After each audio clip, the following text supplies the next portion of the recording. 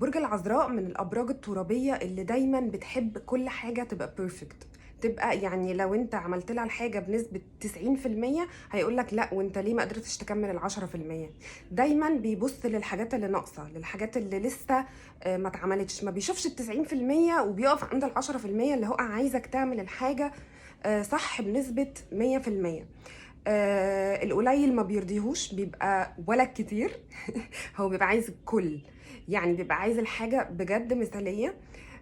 عشان كده مهما انت بتبقى بتبذل مجهود كبير عشان ترضيه، او بتعمل كل اللي في ايدك وكل اللي في طاقتك عشان ترضيه او عشان تعجبه او عشان يبقى مبسوط، وبتلاقي رد فعله مش اللي انت متوقعه، يعني بتلاقي رد فعل غير اللي انت عايزه. يعني بدل ما يقولك شكرا انك تعبت وبذلت مجهود وعملت لي الحاجة الفلانية، وبعد كده ممكن يقول الكومنت بتاعه اللي هو بس كان ممكن تعمل كذا، بس كان ممكن تزود كذا.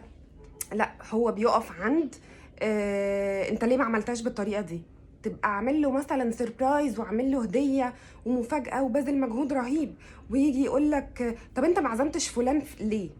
ازاي ما تعزمش فلان؟ طب حبيبي، كل الناس اللي انا عازمهم لك دول، يعني كل المجهود اللي انا بذله ده والمكان اللي حجزته والهديه اللي جبتها لا، هو شايف ان فلان ما اتعزمش ليه؟ لا انت فاتتك حاجه، ما ينفعش.